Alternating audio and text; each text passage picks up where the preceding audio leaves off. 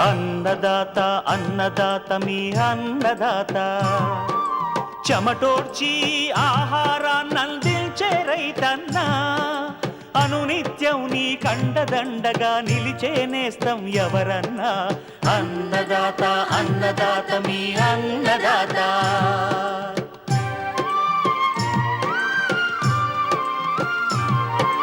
నూతన రీతుల సాగుబడికి నూరింతలు పెరిగే దిగుబడికి సూచనలిచ్చే సస్య రక్షణకు పశు పోషణకి శాస్త్ర విజ్ఞానం అందించి ముందుకు నడిపే తెలుగు రైతు భారతదేశానికి మకుటం అయ్యేలా తీర్చిదిద్దే ఆశయంతో మిమ్ము మేలు కొలిపేది అన్నదాత అన్నదాత అన్నదాత మీ అన్నదాత అన్నదాత అన్నదాత మీ అన్నదాత. అన్నదాత ప్రేక్షకులకు నమస్కారం. ఈనాటి ముఖ్యాంశాలు: మాగాణి మొక్కజొన్నలో ప్రస్తుతం చేపట్టాల్సిన యాజమాన్య సస్యరక్షణ చర్యలు, మామిడి కాయలకు చీడపీడల నుంచి రక్షణ ఇచ్చే ఫ్రూట్ కవర్లు, రబీ అపరాల సాగులో సత్ఫలితాలనిస్తున్న నూతన మినీ కిట్ మినుము రకం జీబీజీ 164. ఇంకా జై కిసాన్ వ్యవసాయ సమాచారం.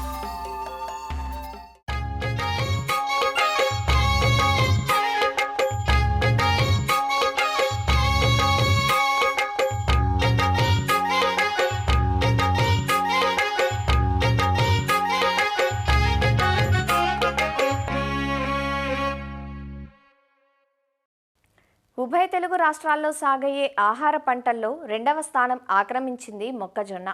రబీలో ఆరుతడిగా నేరుగాను, మాగాణుల్లో వరి తర్వాత సాగు చేసుకుంటారు. అలా విత్తుకున్న పంట ప్రస్తుతం మోకాలు ఎత్తు దశ నుంచి గింజ పాలు పోసుకునే దశ వరకు ఉంది. ముందుగా విత్తిన చోట్ల కోతలు కూడా జరుగుతున్నాయి. ఎండలు పెరుగుతున్న నేపథ్యంలో పంట కీలక దశల్లో నీటి యాజమాన్యం పట్ల శ్రద్ధ పెట్టాలి.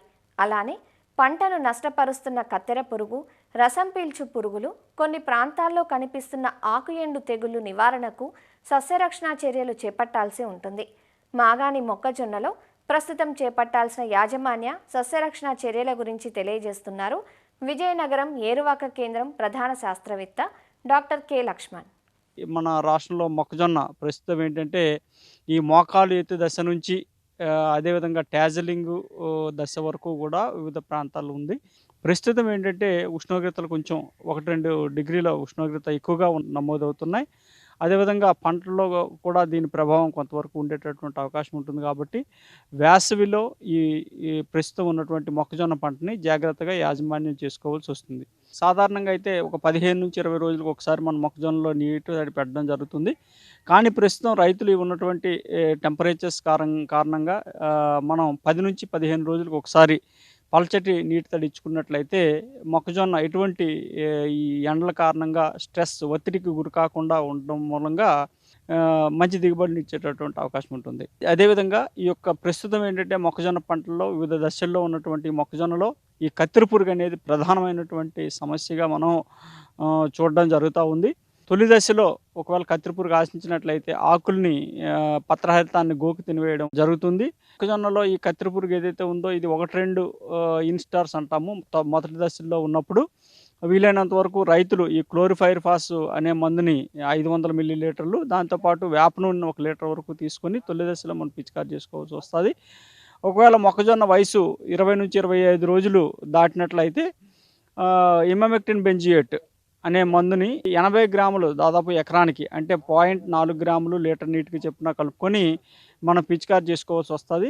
మొక్కజొన్నలో వచ్చేటువంటి కత్తెర పురుగుకి ఎటువంటి మందు పిచికారి చేసినా వీలైనంత వరకు మధ్యాహ్నం పూట పిచికారి చేసుకున్నట్టయితే ఎఫెక్టివ్గా ఉంటుంది.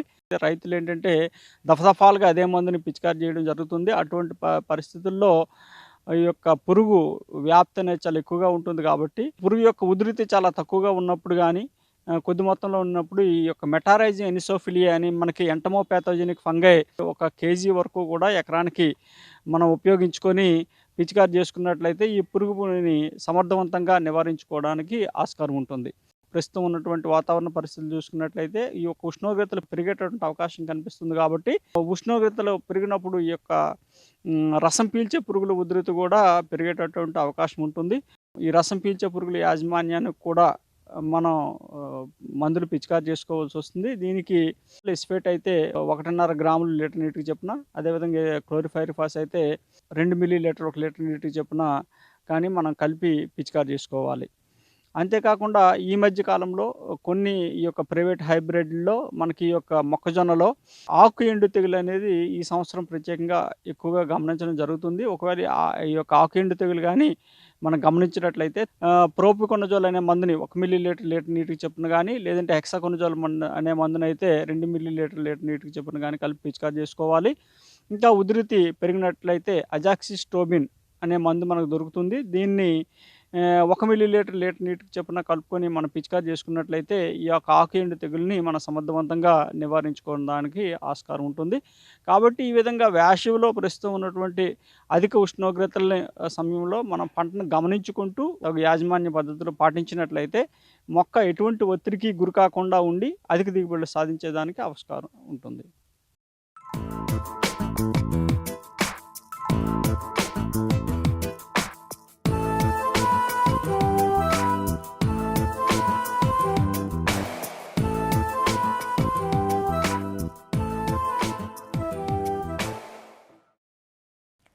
వేసవి కాలం వచ్చేసింది. ఫలరాజం మామిడి పండ్ల కోసం ఆశగా ఎదురు చూసే సమయం ఎంతో దూరంలో లేదు. అయితే మామిడికి పండు ఈగ సమస్య ఇటీవలి కాలంలో ఎక్కువైంది. దీంతో తాము అమితంగా ఇష్టపడే మామిడి పండ్లను తినడానికి కూడా ధైర్యం చాలట్లేదు వినియోగదారులకు. కాయలు బయటకు చూస్తే బాగానే ఉన్నా కోసి చూస్తే బియ్యపు పురుగుల్లాంటి చిన్న చిన్న పురుగులు ఉండటమే ఇందుకు కారణం. ఒక్క మామిడినే కాకుండా జామ, బొప్పాయి, అరటి, సీతాఫలం ఇలా అనేక పండ్లను పండు ఈగ ఆశిస్తుంటుంది. ఎరలను పెట్టి ఈ పురుగులను ఎంతో కొంత అదుపు చేసుకోగలిగినా ఇటీవలి కాలంలో అందుబాటులోకి వచ్చిన ఫ్రూట్ కవర్లు మామిడికి మరింత ఉపయోగంగా ఉంటున్నాయి. ఈ కవర్ల వల్ల కేవలం పండు ఈగే కాదు, రాతిమంగు, మచ్చ తెగుళ్ళు వంటి ఇతర చీడపీడల నుంచి కూడా పండ్లకు రక్షణ ఉంటుంది. అంతేకాదు మంచు, ఎండ వంటి వాతావరణ మార్పులకు కూడా పండ్లు లోను కావు. దీనివల్ల కాయ నాణ్యత ఉత్తమోత్తంగా ఉంటుంది. మరి మామిడి కాయలకు కవర్లు ఎప్పుడు తొడగాలి, దీనివల్ల కలిగే ప్రయోజనాలు ఏమిటి వివరిస్తున్నారు ఖమ్మం జిల్లా అశ్వారావుపేట వ్యవసాయ కళాశాల ఉద్యాన విభాగం ఆచార్యులు డాక్టర్ ఐవి శ్రీనివాసరెడ్డి. మామిడి పిందె దశ నుంచి అనేక రకాల పురుగులు, తెగుళ్ళు ఆశించడం వల్ల, అదేవిధంగా అకాల వర్షాలు, అధిక వర్షాల వల్ల, అదేవిధంగా ఎండ వేడిమి అధికం అవ్వటం వల్ల కాయలపై మచ్చలు ఏర్పడటం, అదేవిధంగా కాయలకు పురుగులు తెగుళ్ళు ఆశించి కాయలు పాడవటం వల్ల మామిడి దిగుబడి తగ్గడంతో పాటు వచ్చిన కాయలు కూడా మచ్చలు ఉండటం వల్ల నాణ్యత తగ్గి ధర తగ్గుతూ ఉన్నది. ఈ పురుగులు తెగుళ్ళు అధికంగా ఉన్నప్పుడు ఎక్కువ పురుగు మందులు పిచికారీ చేయడం, ఖర్చు పెరగడం వల్ల రైతులు ఆందోళన చెందుతూ ఉన్నారు. వీటన్నిటికీ ఉన్న ఒకే ఒక పరిష్కార మార్గం మామిడికాయలకు కవర్లు లేదా సంచుల్ని తొడగడం. ఎందుకు కట్టాలి అంటే పురుగుల ఉధృతిని తగ్గించవచ్చు, కాయ మీద మచ్చ అనేది రాకుండా చేయవచ్చు, కాయ రంగుని మెరుగుపరచవచ్చు, అదేవిధంగా కాయ నాణ్యత అంటే రుచిని కూడా పెంచడానికి ఆస్కారం ఉంది. కాబట్టి వీలైనన్ని అంటే చిన్న చెట్లకైతే ఎక్కువ సంఖ్యలో, పెద్ద చెట్లకైతే అందినంత వరకు కూడా కాయలకు మామిడి సంచులను కట్టుకున్నట్లయితే అధిక లాభాలు పొందవచ్చు. ఎలాంటి సంచులను కట్టాలి అంటే 2 పొరలు కలిగిన ఎర్రటి గోధుమ రంగు సంచులను కట్టుకున్నట్లయితే ఎండ వేడిమి నుంచి, పురుగుల నుంచి, అకాలంగా వచ్చే వర్షాల నుంచి కాయల్ని కాపాడుకోవచ్చు. ఈ సంచుల్ని ఎలా కట్టాలి అంటే మామిడికాయ పరిమాణం కోడిగుడ్డు పరిమాణం దాటిన తర్వాత బరువు పరంగా అయితే 100 గ్రాముల నుంచి 150 గ్రాములు వచ్చినప్పుడు ఆ దశలో మామిడి కాయకు ఈ సంచిని కట్టినట్లయితే నాణ్యత బాగుంటుంది. చాలామంది రైతు సోదరులు చిన్న కాయలప్పుడే అంటే గోళీకాయ పరిమాణంలో ఉన్నప్పుడు కట్టినట్లయితే కాయ రుచి బాగా తక్కువగా ఉండే అవకాశం ఉంటుంది. కాబట్టి కోడిగుడ్డు పరిమాణం లేదా 100 గ్రాముల పరిమాణంలో ఉన్నప్పుడు మామిడికాయకు ఈ సంచులను కట్టాలి.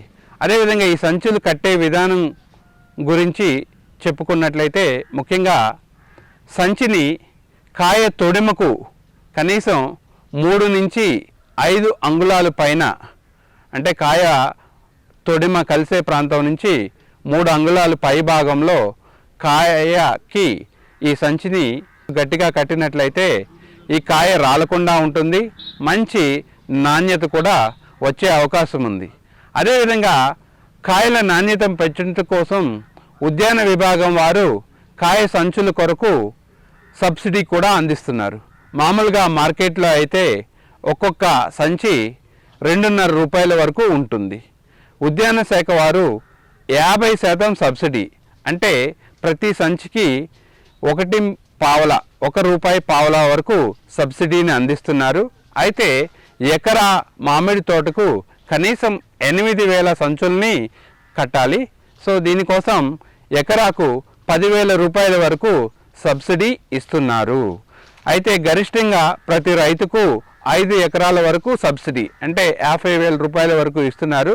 దీనికోసం రైతు Aadhaar card, pattadar passbook, bank account passbook మొదటి పేజీ, అదేవిధంగా ఉద్యాన శాఖ వారు ఇచ్చే అప్లికేషన్ను ఫిల్ చేసి ఉద్యాన అధికారికి ఇచ్చినట్లయితే ఈ సబ్సిడీని డైరెక్ట్గా రైతుల అకౌంట్లోనే వేస్తున్నారు.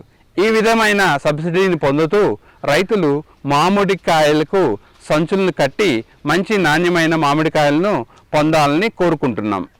తక్కువ కాలంలో చేతికొస్తూ తక్కువ పెట్టుబడి శ్రమతో రైతుకు మంచి ఆదాయాన్నిచ్చేవి అపరాల పంటలు. ముఖ్యంగా రబీ కాలంలో మినుము పంటను అధిక విస్తీర్ణంలో సాగు చేయడం పరిపాటి. అయితే మినుముకు ఈ మధ్యకాలంలో పల్లాకు, సీతాఫలం తెగుళ్లు సమస్యగా మారగా కొత్తగా వస్తున్న నూతన రకాలు ఆ సమస్యను తీరుస్తున్నాయి. ప్రస్తుతం రబీలో కృష్ణా జిల్లా తెన్నేరు గ్రామ రైతులు మినీకిట్ దశలో ఉన్న జీబీజీ 164 అనే రకాన్ని తమ పొలంలో సాగు చేసి మంచి ఫలితాలు సాధిస్తున్నారు. ఘంటసాల వ్యవసాయ పరిశోధనా స్థానం వారు ఈ రకాన్ని రూపొందించారు. ప్రస్తుతం పైరు 80 నుంచి 90 రోజుల దశలో ఉంది. ఈ రకానికి ఎటువంటి చీడపీడలు ఆశించకపోవడం రైతులకు ఎంతో ఊరటనిస్తోంది. జీబీజీ 164 దాదాపుగా పంట దిగుబడి హెక్టారుకి 20 క్వింటాల వరకు వస్తుందని రైతులు అంచనా వేస్తున్నారు. ఈ రకం మినుము సాగులో రైతుల అనుభవాలను మనము తెలుసుకుందాం రండి.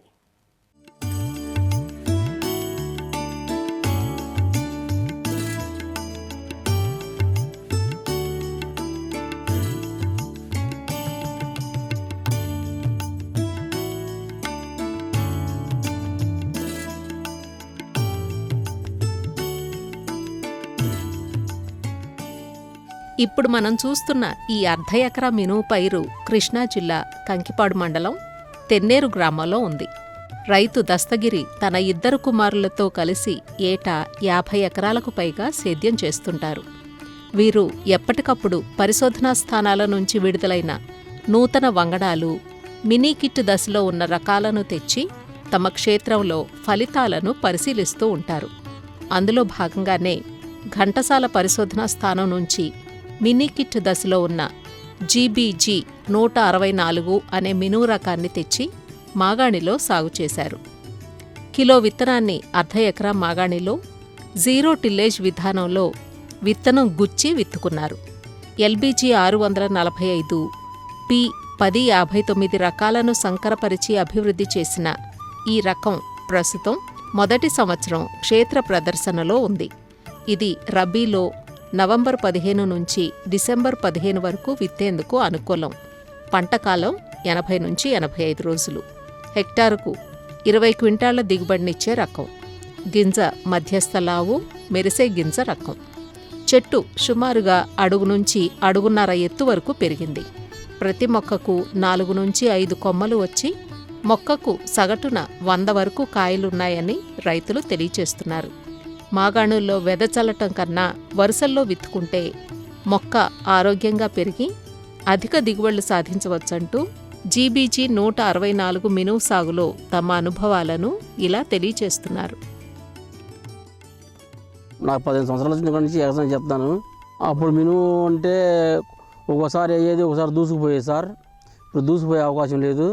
అప్పుడు ఇత్తనాలు క్రాస్ ఏమంటాను, బండ పాలిషు, తూటుకడ అవి ఉండే సార్. ఆ ఎల్లో మజాక వచ్చి తీసారు. ఇప్పుడు ఎల్లో మజాక రావట్లేదు. చక్కగా నీట్గా ఉంటున్నాయి పైర్లు. ఇది చెట్టు మీను సార్. ఇది చెట్టు కూడా బాగా అయింది. చెట్టు తగ్గ కాపు ఉంది. ఘంటసాల పరిశోధన కింద నుంచి తీసుకొచ్చాను సార్. 1 కేజీ ఇచ్చారు మాకు. ఈ బెజ్జలు పొడిచి వేసాము. 6 రోజులకు ఒక మొక్క వేసాం సార్ మేము. ఇది మరి బాగా నెంబర్ 1గా ఉంది కాయ. కింద నుంచి కాయ ఎండుకుంటూ వస్తుంది, పైన మళ్ళీ పచ్చికాయ ఉంది బాగా. కింద కాయ అట్ట ఉందో, పైకాయ అట్టాగా ఉంది. కింద కాయ ఎండిపోయింది, పైకాయ కూడా ఇంకా 25 కాయలు 20 కాయలు దాకా ఉన్నాయి మళ్ళీ ఎండాల్సిన కాయలు. గింజ సైజు కూడా నెంబర్ 1 ఉంది సార్. ఇది పాలిష్ రకమే. ఇది ఈ ఇతను చూసా పెట్టుకోవచ్చు, బాగుంది, పండుద్ది అనే ధైర్యం ఉంది సార్. ఇది ఘంటసాల పరిశోధన స్థానానికి ముందుగా మా ధన్యవాదాలండి. 7 తొలి మినీ కిట్గా మనకి కేజీ ఇవ్వడం జరిగింది. బాగుంది పైరు అనేది, పెట్టుకోదగ్గ పైరేను. 85 రోజులు అన్నారు కానీ 80-85 రోజులు అన్నారండి. మన దగ్గర 90 రోజులు ఉంది. తెగుళ్ళు అయితే పెద్దగా అయితే రాలేదండి. మొక్క మన ఏలు కంటే కూడా లావుగా ఉంది. ఎందుకంటే ఇది చక్కగా బెద్దలు పొడిసి వేసామండి. మన కేజీ ఇచ్చారు. కేజీ ఇస్తే మా నాన్నగారిని నేను అడిగాను, 20 కేజీలు తల్లుతావా, నీకు వచ్చేది 10 బస్తాలైనా సరే, 10 బస్తాలైనా 50 కేజీలు వస్తున్నాయి. 50 కేజీలు వస్తే మనం నలుగురు రైతులకు ఇవ్వలేము, మనకు చాలవు. ఆ ఇత్తన ఉత్పత్తి కావాలి మనకి అని చెప్పారు మా నాన్నగారు. ఒత్తుగా పడిందనుకో గింజ 30 కాయలే ఉంటాయి, లేదా 40 కాయలు ఉంటాయి.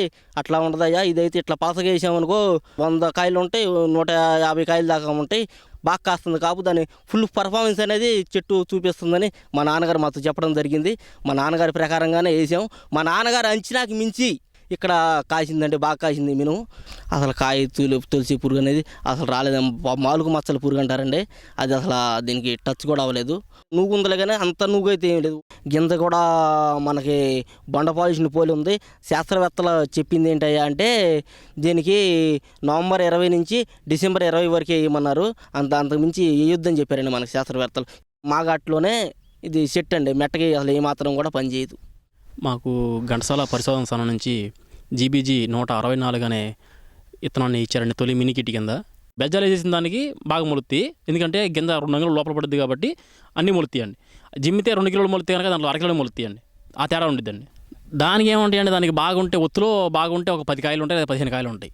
దీనికి వచ్చేపాటికి 100 నుంచి 150 కాయలు తక్కువలో ఏ చెట్టు చూసినా కానీ యావరేజ్ మీద ఇంకా ఎక్కువే ఉంటాయి నాకు తెలిసి. ఇందాక లెక్క ఎత్తారంటే ఒక చెట్టుకి 192 కాయలు ఉన్నాయి. 100 కాయలు అసలు యావరేజ్ దేనికైనా ఉంటాయండి. అది అడుగుకాయేమో తరకలాగా ఉంటుందంటే పైకి వచ్చే కొద్దికి బాగుంటుంది. ఎందుకంటే గాలి ఆడుతుంది కదా పైన, బాగా గాలి ఆడే కొంచెం కొద్దిగా గింజ ఊరుద్ది. కింద ఏమవుతుందంటే కింద పాసిపోతుందండి. ఒత్తు బాగా చేను పాసిపోతుంది. అదే ఇది అనుకోండి పలసన మీద కింద కాయ ఎట్లా ఉందో పైన నెత్తి మీద కాయ కూడా తరక రాదండి. దీనికి అది తరక అనేది కనపడాలి అసలు గింజల్లో. బ్రహ్మాండంగా ఉంది. ఇది కొత్త ఇత్తనం, మరి ఘంటసాల నుంచి తెచ్చారు. పైరు చాలా బాగుంది సార్. గుత్తులు కాసినవి. ఏ చెట్టు చూసినా తరుగు మెరుగు మీద చెట్టుకు వచ్చి 100 కాయలు తక్కువే ఉండవు సార్. సుమారు చెట్టుకు 100 కాయలు ఉంటే 10 బస్తాలు 10 పైన అవుతాయి సార్. తెగుళ్ళు ఏం రాలేదు. ఇది చాలా బాగుంది సార్. దిగుబడి బాగా వస్తుంది సార్ దీనికి. ఇది పైరు ఘంటసాల పరిశోధన నుండి తెచ్చారంట మా వాళ్ళు. విత్తనం బాగా ఉంది, పైరు కూడా బాగుంది. కాయలు ఇది బెజ్జలు వేసి పొడిసి పెట్టారండి. పైరు అయితే బాగుంది సార్. ఇవి చెట్టుకు వచ్చి 100 కాయలు ఉన్నాయండి. ఎకరానికి 10 బస్తాలు దిగుబడి వస్తుంది సార్. ఇది